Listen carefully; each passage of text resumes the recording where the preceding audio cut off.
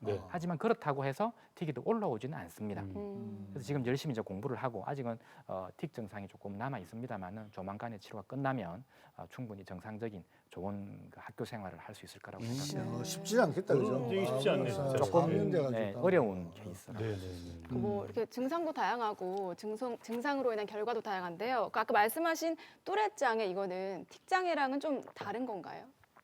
그 틱 장애와 또렛 장애를 이제 이게 뭐냐 이렇게 네. 헷갈려하시는 분들이 많은데요. 틱은 크게 그 일과성 틱 장애, 만성 틱 장애, 또렛 장애로 구분을 할 수 있습니다. 네. 일과성 틱 장애는 4주 이상 1년 미만 동안 근육 틱이나 음성 틱이 나타나는 것을 일과성 틱 장애라고 하고요. 네.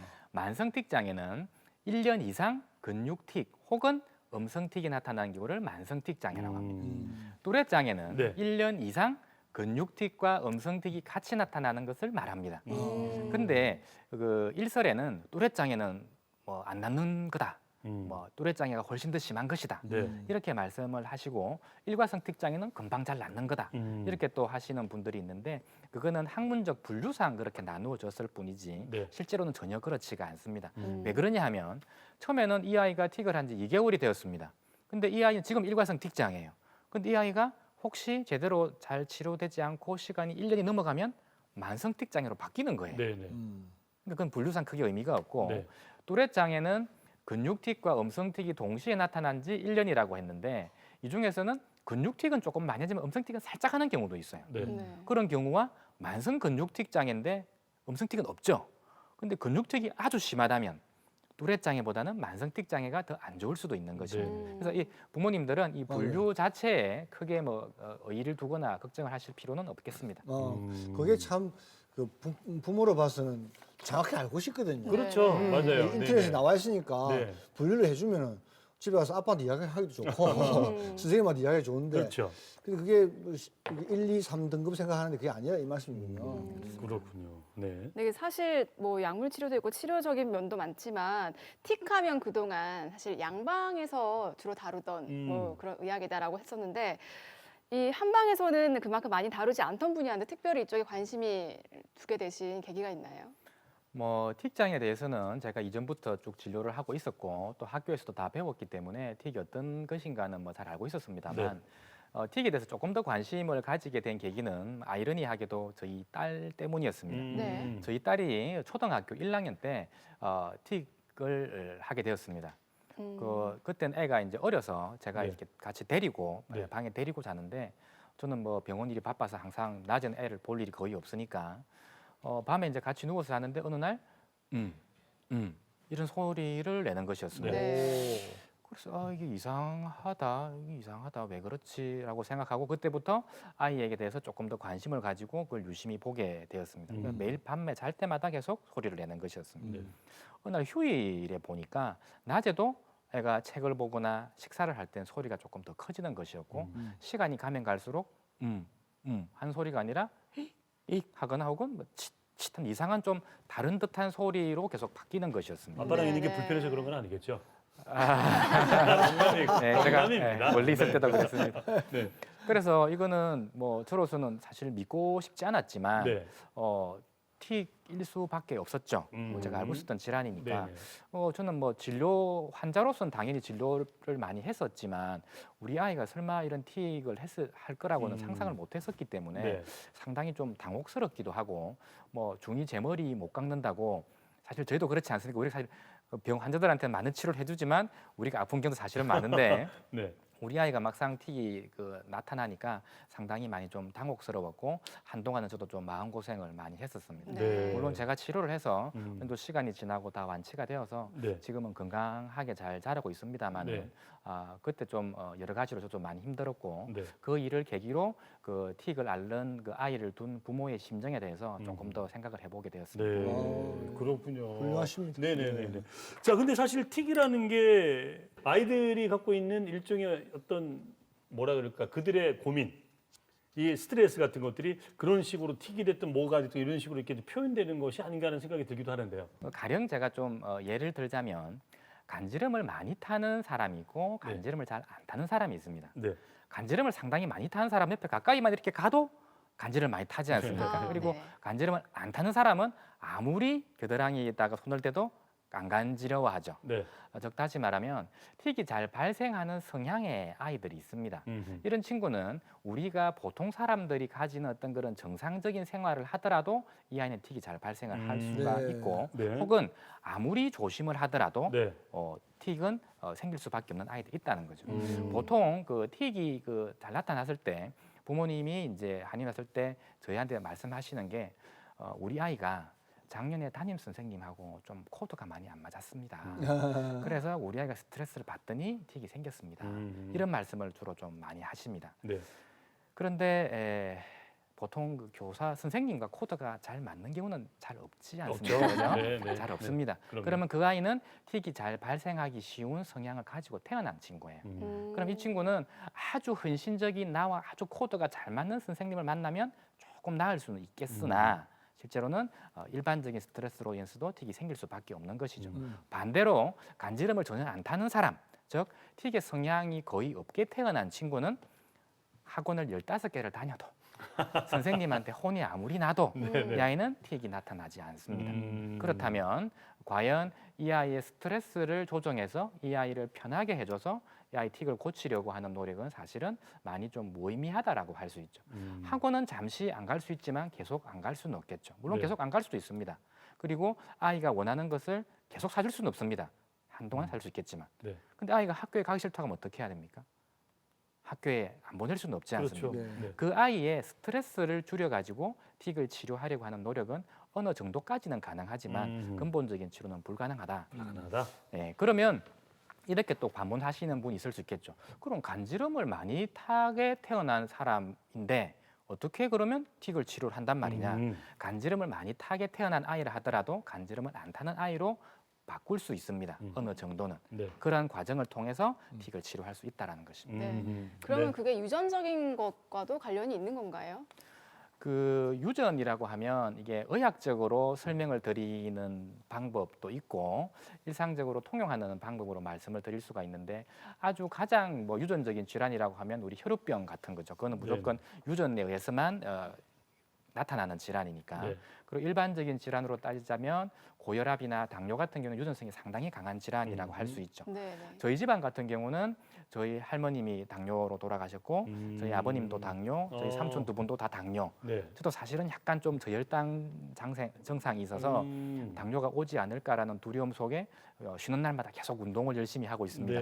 하고 있는데 그래서 보통 그 틱을 하시는 부모님이 자기 아이가 틱을 하게 되면 상당히 많이 힘들어하시면서 네. 혹시 유전 때문에 틱이 생겼느냐라고 물어보시는 분이 있습니다. 근데 제가 여러 가지 제가 쭉 통계를 뽑아서 조사를 해보니까 틱의 부모, 형제, 사촌 중에서 틱이 있는 아이가 틱이 생긴 아이가 10%였습니다. 네. 틱으로 내원한 아이가 100명이라면 이 중에 부모, 형제, 사촌이 틱이 있는 경우가 10%였습니다. 네. 그렇다면 유전성이 아주 강하다고 할 수는 사실은 없죠. 그렇기 때문에 비록 부모님이 틱이 있었고 아이가 틱이 있었다고 하더라도 나타난다고 하더라도 꼭 유전 때문에 그렇다라고 자책은 하실 필요는 없을 것 같습니다. 네. 네. 그렇군요. 알겠습니다. 자, 네. 근데 이렇게 틱이 있는 아이들 보면요. 네. 주변에서 다들 하는 얘기가 놔두면 된다. 그러니까 그냥 그만 자연스럽게 없어진다. 차라리 아는 척하지 마라. 그러니까, 아니 예. 하면 애가 더 불편해하니까. 아까 말씀하셨죠. 예. 이게 진짜 놔두면 없어지는 병인가요? 틱은 어느 정도 시간이 지나면 조금씩 호전되는 그런 경향이 있는 것은 사실입니다. 대체로 틱은 아주 노인에게는 틱이 나타나지 않습니다. 보통 한 환갑 전에는 대부분 다 사라집니다. 네. 보통 그 노인 연세가 많으신 분들이 머리를 흔든다고 틱이 아니냐고 문의를 하시는 분이 있는데요. 그건 사실은 틱은 아니고 일종의 노화성 질환이고요. 그거는 뭐 풍이 와서 그렇게. 네, 쪽이고. 그런데 우리 아이가 지금 틱이 생겼는데 이 틱이 과연 3개월 뒤에 사라질지, 6개월 뒤에 사라질지, 1년 뒤에 사라질지, 모르죠. 3년 뒤에 사라질지, 5년 뒤에 사라질지는 아무도 알 수가, 네, 알 수가 없죠. 없다는 것입니다. 네. 저희 한의원에 얼마 전에 중학생 남자아이가 네. 왔습니다. 네. 이 친구는 초등학교 3학년 때부터 틱을 했는데요. 네. 일단 뭐 여러 가지로 건죽 틱도 있고 엄청 틱도 있으니 부모는 아이가 이제 그 편하게 해주기 위해서 학업에 대한 어떤 그런 푸시도 전혀 하지 않고 뭐 이렇게 필요한 것도 좀 많이 사주게 되고 그렇게 했죠. 그러니까 증상이 많이 심하지는 않지만 계속 그 증상이 꾸준히 가는 거예요. 네. 그러다가 이 아이가 이제 사춘기가 되니까 자신의 틱에 대해서 자꾸 좀 생각을 하게 되죠. 아무래도 나는 이런 거 안 하고 싶은데 자꾸 네. 왜 이렇게 하게 되나라는 이런 생각을 했는데, 그래서 저희 한의원에 와서 그런 여러 가지 검사를 해보았을 때 이제 그런 시간을 한 3, 4년 정도 하다 보니 이 아이는 학업 성취가 많이 떨어지죠. 네. 학업에 대해서 뭐 힘든 걸 전혀 안 시키고 음. 숙제 같은 것도 하기 싫다 그러면 내버려 두라 하니까 뭐 자기는 행복할 수는 있었지 모르지만 학업 성취가 많이 떨어지죠. 중학교 1학년에 저희 한의 내원을 했는데 여러 가지 검사를 해보니 이 아이는 주의력도 원래는 정상이었고 그리고 학습 능력도 절대 중간 이상인 친구였습니다. 네. 근데 틱을 오랫동안 앓다 보니 틱 때문에 학업에 집중을 할 수가 없고 그것을 피하기 위해서 공부를 하지 않다 보니 그동안의 학업 결손이 많이 누적이 된 거죠. 네. 네. 물론 지금은 그 아이는 틱을 다 치료해서 지금은 정상적인 학업을 이수를 하고 있는데 네. 하지만 공부를 하고 싶으나 공부를 이미 잘하기는 힘들죠. 왜냐 그러면 무슨 몇 년 동안 학업 공백이 있었기 때문에 그걸 다 따라잡을 수가 없는 거예요. 이미 그거를 다 공부를 할 수가 없는 거예요. 물론 이제 어머님들의 교육관에 따라서 그 우리 아이가 공부를 잘하고 못하고는 크게 관계가 없다고 생각하실 수는 있는데 네. 과연 이 아이가 초등학교 때 조금 틱을 했을 적에 빨리 치료를 해서 정상적으로 학업을 했더라면 지금보다는 그 아이가 원래 갖고 있었던 잠재력을 비교한다면 훨씬 더 많은 성취가 있었을 것인데 그러면 그 아이의 인생은 좀 더 많은 선택과 더 나은 어떤 선택을 할 수 있었지 않나라는 그런 점에서 조금 안타까운 점도 있습니다. 네. 아니 네. 그럼 구체적으로 어느 정도까지 봐줘야 하고 어느 정도면 아, 병원을 중요하다. 데려가야 어, 되는 건가요? 그러니까. 예비 예. 엄마로서 네, 이제 그러니까 걱정이 되네. 막 어느 감정이 정도까지 있고. 모른 척 해야 되나 이런 거네요. 네. 일단은 틱이 생긴다고 뭐 네. 금방 당장 치료를 해야 되는 것은 아닙니다. 일단 좀 당분간 지켜봐도 될 경우 첫 번째, 틱 증상이 발생한 지 1개월이 채 되지 않았다. 두 번째, 틱 증상이 발생한 지 3개월이 경과하였으나 네. 가족 이외의 타인은 그 증상을 알기가 어렵고 네. 본인도 그것에 대해서 불편하거나 정서적인 위축감이 없다. 네.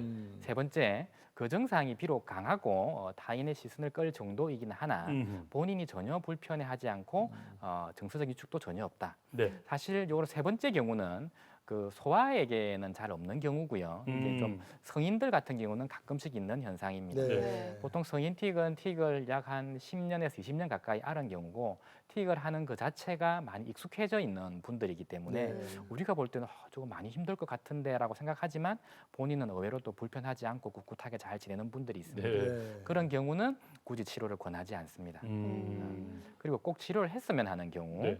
첫 번째, 틱이 1개월이 경과하지 않았으나 그 증상이 비교적 강해서 네. 고통이 있거나 혹은 약간의 사고 위험이 있을 때는 치료를 하는 것이 좋고요. 네네.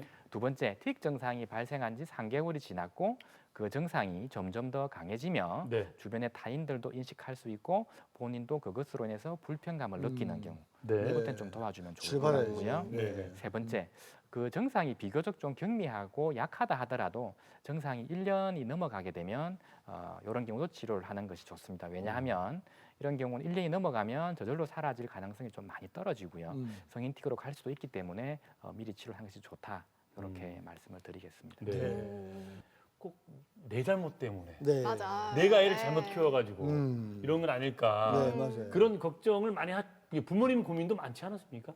오시는 분들. 보통 그 밖에서 맞벌이 하시는 부부님, 어머니들이 가장 하시는 그 말씀이 내가 일을 그만두고 집에 있으면 우리가 틱이 좀 더 나을까요? 이렇게 물어보시는 그래요. 경우가 맞아요. 있습니다. 혹시 내가 애를 못 챙기고 일을 하는 것 때문에 그러니까. 틱이 생긴 게 아닌가 걱정을 예. 하시는데 또 이것도 제가 조사를 해봤습니다. 네. 조사를 해봤는데 그 전업주부 아이들의 틱 발생률과 그 바깥 직장 생활을 하는 어머님들 두 아이의 틱의 발생률이 차이가 없었습니다. 예. 그리고 보통 그 밖에 일을 하시는 부모님이 집에 가정에서 아이를 보살피는 경우에 아이에게 대체로는 아이에게 보다 더 많은 시간을 쓸 수 있기 때문에 아이에게 많은 도움이 되는 경우도 있지만 네. 현실적으로는 그렇지 않은 경우도 의외로 있습니다. 엄마 때문에 더 괴로운 거예요. 네네. 어머니가 계속 아이를 더 이렇게 하다 보면 오히려 더 이렇게 역작용이 생기거나 그런 경우도 있고요. 네. 일부 부모님들은 내가 도시에 살 게 아니고 내가 당장 시골로 이사를 해서 이제 공기 좋고 물 좋은 곳에 가서 시골에 가서 애를 키우면 틱이 좋아지지 않을까요? 네. 뭐 좋은 그렇게, 생각 예, 같아요. 네. 그렇게 틀리겠지만. 그렇게 말씀을 드리는데 제가 예전에는 이렇게 말씀드렸어요. 거기 가시면 분명히 틱이 좋아질 겁니다. 네. 그런데 계속 거기서 사셔야 됩니다. 계속 전생활 하시면 네. 되는데 다시 대도시로 오셔서 또 대도시에 맞는 생활을 하게 되면 틱이 올라올 수 있습니다. 이렇게 말씀을 드린 적도 있습니다. 요즘은 조금 많이 달라졌어요. 네. 약간 우스갯소리입니다만은 시골에 가면 틱이 더 심해집니다. 그러면 시골에 가면 친구가 아무도 없습니다. 아무도 시골에 가면 신경 안 친구가 쓰니까. 아무도 없기 때문에 네네네. 친구도 아무도 없고 음. 시골에 가도 IPTV 잘 나오고 인터넷 빵빵 터지고 네. 스마트폰 다 잘 나오기 때문에 도리어 친구가 없는 시골에 가면 도리어 더 유해 환경입니다. 그렇게 말씀도 드립니다. 네, 글쎄요. 그러네 진짜. 네. 아니 뭐 시골에 꼭 사람만 친구가 아니고 네. 뭐 강아지도 있고 다람쥐도 있고 저 밤하늘에 수많은 별들. 별들이 다 친구고. 네. 원장님 그 아이들이 말입니다. 학교에서는 어떻게 해야 될까요? 선생님께 특히 담임 선생님한테 그걸 알려야 됩니까? 아이가 틱이 있다는 것을 병원 갔다 왔다는 맞아. 것을 이 틱이 있으면 좀 잘 케어해 달라고. 보통 틱이 없는 부모님들은 상상할 수 없는 여러 가지 걱정을 많이 하십니다. 우리 아이가 틱을 하는데 선생님에게 알려야 될까 말해야 될까 많이 걱정을 하시는데요. 일단 부모님이 보시는 현재 틱이 모습이 가장 심한 모습이라고 생각하시면 됩니다. 보통은 가정에서 가장 그 틱을 많이 분출을 합니다. 불편한 감각, 예를 들어서 뭐 이렇게 팔을 막 올리거나 눈을 목을 틀거나 하는 거는 가정에서 가장 자기가 마음이 편한 상태이기 때문에 가장 많이 나타나고 그리고 집 밖에 나가거나 특히 네. 학교에 가게 되면 네. 자기도 이것이 뭔가 좀 부자연스러운 좀 비정상적이라는 것을 알기 때문에 아무리 어린 아이도 대부분 좀 참습니다. 아, 네. 그렇죠. 그러므로 학교에서